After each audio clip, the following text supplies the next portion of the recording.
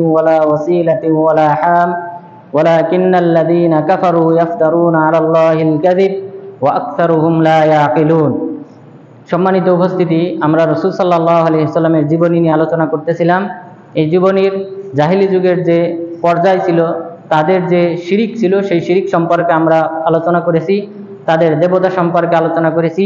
প্রেক্ষাপট হিসেবে বাংলাদেশেও এই তাদের মতো যে শিরিক করা হয় মাজার কেন্দ্রিক, সেই বিষয়ে আমরা গত সপ্তাহে আলোচনা করেছি।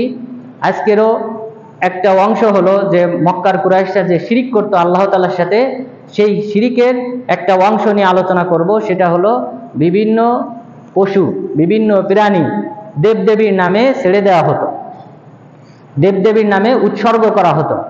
এই বিষয়ে মহান রব্বুল আলামিন অনেকগুলি আয়াত অবতীর্ণ করেছেন, বিশেষ করে সূরা মায়েদা, সূরা নিসা এবং সূরা আনআমে। মহান রব্বুল আলামিন সূরা মায়েদার 103 নম্বর আয়াতে বলেছেন, মা জাআলাল্লাহু মিন বাহিরাতিন ওয়ালা সাইবাতিন ওয়ালা ওয়াসিলাতিন ওয়ালা হাম। এখানে আল্লাহ তাআলা 4টি প্রাণীর নাম উল্লেখ করেছেন, উল্লেখ করে বলেছেন এই সকল প্রাণীর বিধান আমি আল্লাহ তাআলা প্রচলন করি নাই, বরং ওয়ালাকিন্নাল্লাযীনা কাফারু ইফতারুনা আলাল্লাহিল কাযিব, বরং এর প্রচলন করেছিল কাফেররা, যারা আল্লাহ তাআলার উপর মিথ্যা আরোপ করেছে। আল্লাহ তাআলা বললেন এদের অধিকাংশই অজ্ঞ, এদের অধিকাংশই জানে না। এই আয়াতে আল্লাহ তাআলা 4টি প্রাণীর নাম যে উল্লেখ করেছেন, মা জাআলাল্লাহু মিন বাহিরা, প্রথমটা হলো বাহিরা। তো বাহিরা কাকে বলা হয়? বাহিরার দুটি অর্থ মুফাসসিরিনগণ করেছেন। একটি অর্থ যেটা সহিহ বুখারীতে উল্লেখ হয়েছে, সেটা হলো যে বাহিরা বলা হয় যেই প্রাণীটা দেবতার নামে উৎসর্গ করা হয় আর তার দুধ পান করা হারাম করা হয়। যে কোনো মানুষ, কোনো ব্যক্তি দুধ পান করতে পারবে না এই প্রাণীর, এই মর্মে দেবতার নামে উৎসর্গ করে দেওয়া হয়। তবে শুধুমাত্র মেহমান যদি আসে তাহলে এই প্রাণী থেকে দুধ দহন করা যাবে, মেহমানকে আপ্যায়ন করা যাবে। বাকি কোনো ক্ষেত্রে এই প্রাণীর দুধ দহন করা যাবে না। এই যে একটা জিনিস হারাম করা হলো আর দেবতার নামে ছেড়ে দেওয়া হলো, এটা শিরক, আল্লাহ তাআলার সাথে শিরিকের অন্তর্ভুক্ত। তাহলে এটা হলো প্রথম অর্থ যেটা সহিহ বুখারীতে উল্লেখ হয়েছে বাহিরার। আর দ্বিতীয় যে অর্থ, যেটা মুহাম্মদ বিন ইসহাক রাহিমাহুল্লাহ, তিনি 151 হিজরিতে মারা গিয়েছেন, তিনি বলেছেন বাহিরা বলা হয় সাইবার মাদি বাচ্চাকে। সাইবা বলতে এই আয়াতে যে দ্বিতীয় যে প্রাণীটার নাম উল্লেখ করা হয়েছে সেটা হলো সাইবা। সাইবা তাহলে কাকে বলা হয়? সাইবা বলা হয় যেই উষ্ট্রিটা পর্যায়ক্রমে উপর্যুপরি ক্রমে 10টি মাদি বাচ্চা প্রসব করেছে, যেই উষ্ট্রিটা পর্যায়ক্রমে ধারাবাহিকভাবে 10 বার মাদি বাচ্চা ভূমিষ্ঠ করেছে, সেই প্রাণীটাকে তারা দেবতার নামে ছেড়ে দিত এবং সেটাকে বলা হতো সাইবা।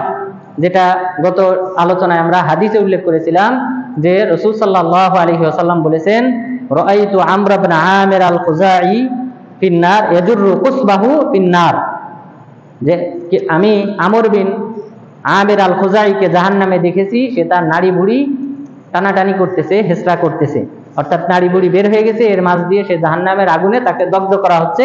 এই অবস্থায় আমি দেখে এসেছি, কেননা আউয়ালু মান সাইয়াবা সাওয়াইব, সাইবা নামে তথা দেবতার নামে প্রাণীর ছেড়ে দেওয়ার প্রচলন সে প্রথম করেছে। তাহলে এখানে সাইবা শব্দ এই হাদিসে উল্লেখ হয়েছে।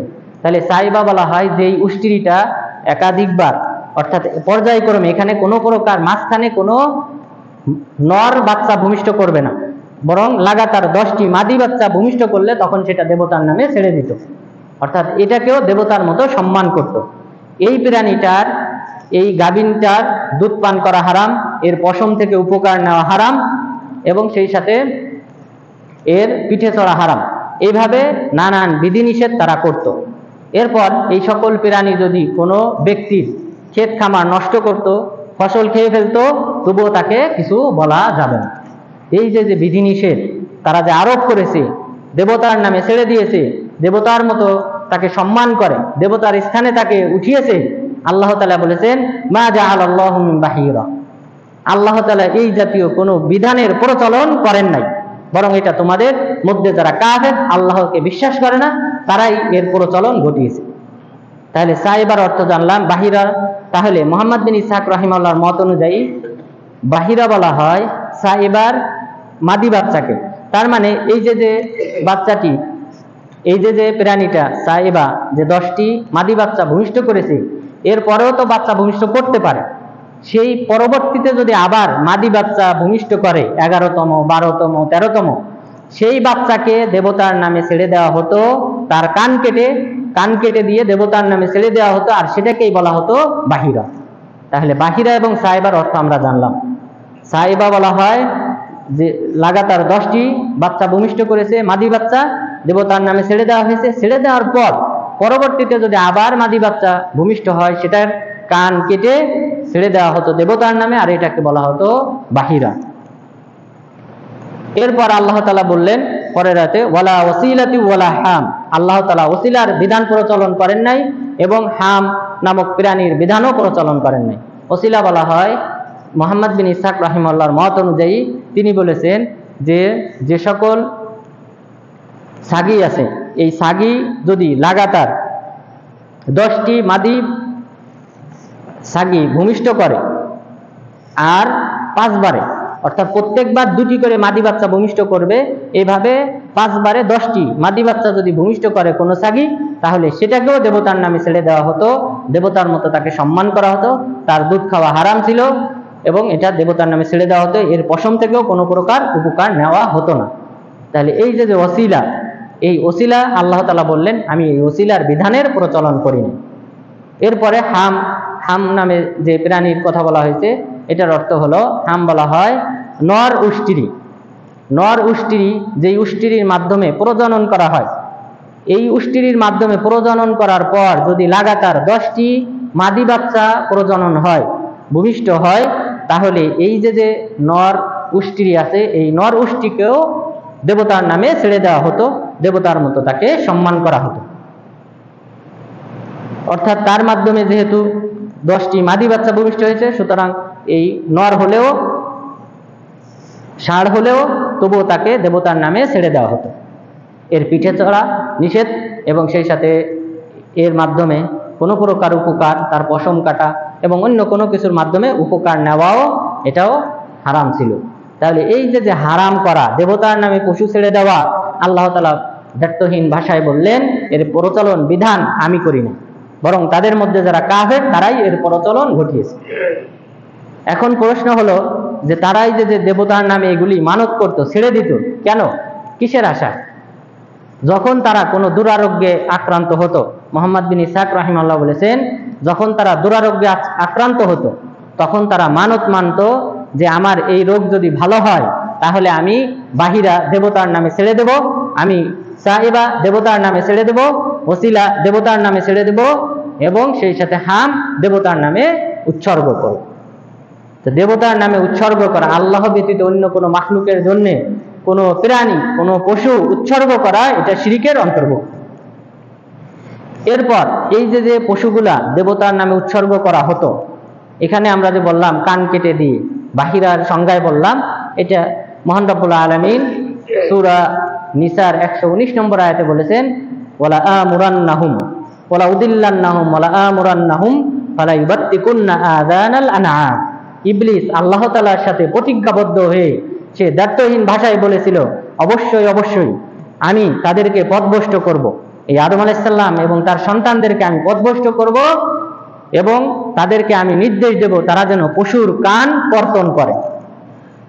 সেটা তাহলে বোঝা যায় তারা যে এই শিক্ষাটা পেয়েছিল এটা শয়তানের মাধ্যমে পেয়েছিল। শয়তানের ওয়াসওয়াসায়, কুমন্ত্রণায় তারা পশুর কান কেটে দেবতার নামে ছেড়ে দিত। এরপর এই যে প্রাণীগুলা দেবতার নামে ছেড়ে দেওয়া হতো, এটা মহান রব্বুল আলামিন সূরা আনআমের 146 নম্বর আয়াতে বলেছেন, ওয়াজআলু লিল্লাহি মিম্মা যারাআ মিনাল হারসি ওয়াল আনআমি নাসীবা। যে তারা আল্লাহ তাআলার নামে এবং আল্লাহ তাআলার নামে তারা আমি যা কিছু উৎপাদন করি জমিন থেকে এবং তাদের জীবজন্তু থেকে, চতুষ্পাদ জন্তু থেকে আমি যা কিছু উৎপাদন করি এবং ফসল, যে সকল ফসল উৎপাদন করি তার একটা অংশ তারা আল্লাহ তাআলার নামে নির্ধারণ করেছে, উৎসর্গ করেছে, একটা অংশ নির্ধারণ করেছে। ফাকালু বিজামিম হাদা লিল্লাহি ওয়া হাদা লিশুরাকাইনা। এরপর তারা বলে তাদের ধারণা অনুযায়ী চিন্তা চেতনা অনুযায়ী বলে এই অংশটা আল্লাহ তাআলার জন্য আর এই অংশটা আমাদের দেবতার জন্য। অর্থাৎ কোনো ফসল উৎপাদিত হলে তারা একটা অংশ তারা কি করতো আল্লাহর নামে উৎসর্গ করতো, আরেকটা অংশ উৎসর্গ করতো দেবতার নামে। আল্লাহ তাআলা বললেন ফামা কানা লিশুরাকাইহিম ফালা ইয়াসিলু ইলাল্লাহ, তারা দেবতার নামে যা উৎসর্গ করতো সেটা কখনোই আল্লাহর অংশের সাথে মিশ্রিত হতো না। আর যে অংশটা তারা তাদের দেবতার নামে উৎসর্গ করত এই আল্লাহর অংশটাকে মিলিয়ে একাকার করে দেবতার নামে দিয়ে দিত। তার মানে আল্লাহর অংশ এই আল্লাহর যারা প্রাপ্য হকদার গরিব মিসকিন এদের কাছে পৌঁছাইত, বরং ওই দেবদেবীর নামে ওটাও একসাথে করে দান করে দিত। তাহলে আল্লাহ তাআলা এখানে তারা শুধুমাত্র যে জীবজন্তু দেবতার নামে ছাড়তো তা না, বরং বিভিন্ন উৎপাদিত ফসলও দেবদেবীর নামে তারা উৎসর্গ করত। এটা আল্লাহ তাআলা নিন্দা করেছে। এরপর এই যে পশু প্রাণী এবং যে ফসলাদি ইত্যাদি যে দেবতার নামে উৎসর্গ করা হয়, এই উৎসর্গের পিছনে যে মূলটা কারণ ছিল যে সেটা হলো তাদের কল্যাণ, উপকার, অপকার এগুলি অর্জন করা দেবদেবীর মাধ্যমে। তারা সেই আকীদা বিশ্বাস পোষণ করত যে দেবদেবীর মাধ্যমে এই সকল উপকার হাসিল হয়। এখন এই যে আমরা 4টি প্রাণীর নাম উল্লেখ করলাম, এই 4টি প্রাণী থেকেও তো পরবর্তীতে তো আরো বাচ্চা হতো। সেই বাচ্চার কি হতো? সেই বাচ্চার ক্ষেত্রে মহান রব্বুল আলামিন এই জাহিলি যুগের যে আকীদা ছিল, বিশ্বাস ছিল যে তারা যে শিরকে লিপ্ত হতো, সেই সম্পর্কে আল্লাহ তাআলা আয়াত অবতীর্ণ করেছেন যে তারা ওয়াকালু মা ফি বুতুনি হাযিহিল আনআম খালিসাতুল লিযুকুরিনা ওয়া মুহাররামুন আলা আজওয়াজিনা, তারা বলে এই পশুর প্রাণীর পেটে যে বাচ্চা রয়েছে সেই বাচ্চাটা শুধুমাত্র আমাদের পুরুষদের জন্য। অর্থাৎ জীবিত যদি ভূমিষ্ঠ হয় তাহলে এটা আমরা পুরুষরা জব করে খাবো, কিন্তু ওয়া ইয়াকুম মাইতাতান ফাহুম ফীহি শুরাকা, তাহলে পুরুষদের জন্য এটা হলো নির্ধারিত আর আমাদের স্ত্রীদের জন্য এটা হারাম। আর ওয়া ইয়াকুম মাইতাতান ফাহুম ফীহি শুরাকা, যদি মৃত ভূমিষ্ঠ হইতো কোনো বাচ্চা তাহলে এখানে পুরুষ এবং নারী সবাই সমান, এটাতে সবাই অংশগ্রহণ করবে, সবাই খেত। তাহলে মক্কার কুরাইশরা এই মৃত প্রাণী খেত, সেটা এই আয়াত থেকে প্রমাণিত।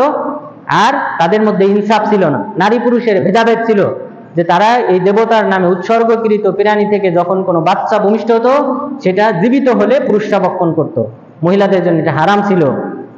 এরপর মৃত ভূমিষ্ঠ হলে নারী পুরুষ সবাই মিলে খেত। তাহলে এই যে পার্থক্য আল্লাহ তাআলা বললেন, এই সকল বিধান তোমরা কোথায় পেয়েছো? মহান রব্বুল আলামিন বলেছেন এই যে তোমরা হারাম করেছো সেগুলির বিধান তোমরা কোথায় পেয়েছো? মহান রব্বুল আলামিন সূরা আনআমের 143-44 নম্বর আয়াতে উল্লেখ করেছেন সামানিয়াতা আজওয়াজ মিনাজ যানি ইসনাইন ওয়া মিনাল মা'জ ইসনাইন কুল আযাকারাইনি হাররামা মিল উনসাইন। 8 প্রকার প্রাণী, যে প্রাণীগুলি সাধারণত কি করা হয়, জব করা হয়, খাওয়া হয় বা আল্লাহর নামে উৎসর্গ করা হয়, সেটা হলো 8 শ্রেণীর প্রাণী। আমরা যে কুরবানি দিই, প্রথম দুটি আল্লাহ তাআলা উল্লেখ করলেন যে একটা হলো দুম্বা আর একটি হলো যে ছাগল। তো দুম্বা এবং ছাগলের মধ্য থেকে কুল আযাকারাইনি হাররামা মিল উনসাইন, আল্লাহ তাআলা কি এই ছাগল এবং দুম্বার মধ্য থেকে কি পুরুষটা হারাম করেছে না মাদিটা হারাম করেছে? আম্মাশতামালাত আলাইহি আরহামুল উনসাইন, নাকি এই মাতৃগর্ভে যে বাচ্চাগুলি আসে সব হারাম করেছে? কোনটা হারাম করেছে? আল্লাহ তো কোনোটাই হারাম করেননি। অর্থাৎ উট, গরু এবং ছাগল এবং দুম্বা এই 4 শ্রেণীর প্রাণী পশু কুরবানি দেওয়া হয়। আল্লাহ তাআলা বললেন অর্থাৎ নর নারী মিলে 8 শ্রেণী হয়। তাহলে এই 8 শ্রেণীর মধ্য থেকে আল্লাহ তাআলা কোনটা হারাম করেছে? আর যাকারাইনি মিল উনসাইন, পুরুষ না মাদি, কোনটা হারাম করেছেন? নাকি পুরুষ মাদি উভয়টা হারাম করেছে? কোনোটাই তো আল্লাহ হারাম করেন নাই। আল্লাহ তাআলা এইভাবেই এই আয়াতগুলিতে তাদের মক্কার কুরাইশদের বিরুদ্ধে উল্লেখ করেছেন যে আমি তো কোনোটা হারাম করি নাই, তোমরা কেন নিজেদের উপর হারাম করে নিয়েছো, দেবদেবীর নামে এই প্রাণীগুলি ছেড়ে দিয়েছো। তো সুতরাং এখানে মক্কার কুরাইশদের যে একটা আকীদা ছিল, বিশ্বাস ছিল, এবং দেবদেবীর নামে উৎসর্গ করা ফসল এবং অন্যান্য প্রাণী, এটা শিরকের অন্তর্ভুক্ত। এই কারণে আল্লাহ তাআলা নিন্দা করে অনেকগুলি আয়াত অবতীর্ণ করেছেন। সুতরাং আমাদের দেশে মানুষ যদি কোনো কিছু, এই ফসল হোক অথবা প্রাণী হোক, এটা যদি দেবদেবীর নামে, মূর্তির নামে, আল্লাহর ওলির নামে, জিন শয়তানের নামে যদি কোনো ব্যক্তির নামে এগুলি যদি উৎসর্গ করে তাহলে এটা শিরকের অন্তর্ভুক্ত। মহান রব্বুল আলামিন বলেছেন, ওয়ামা ইউমিনু আকসারুহুম বিল্লাহ ইল্লা ওয়া হুম মুশরিকুন। তাদের মধ্য থেকে যারা ঈমান আনে আল্লাহর প্রতি তাদের অধিকাংশই মুশরিক।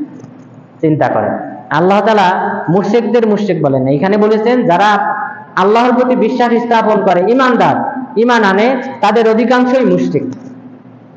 তার মানে মানুষ ইসলাম গ্রহণ করলে ইসলামের উপর অটল থাকতে পারে না, বরং সঠিক যে আকীদা আছে সেই আকীদা বিশ্বাস আমাদেরকে জানতে হবে এবং আকীদার বিপরীত যে শিরক কাজ রয়েছে সেই শিরক সম্পর্কে অবহিত হতে হবে এবং সেগুলি বর্জন করতে হবে। তাহলেই আমরা একমাত্র খাঁটি মুমিন হতে পারব। তাহলে আল্লাহ তাআলা যেহেতু বলেছেন অধিকাংশ মানুষ মুশরিক, এটা যদি আপনি আয়াতকে ভালোভাবে গবেষণা করেন, চিন্তা করেন, মানুষ যে শিরক করে আমাদের দেশের মানুষ, সেগুলি যদি ভালোভাবে চিন্তা করেন তাহলে আপনার কাছে স্পষ্ট।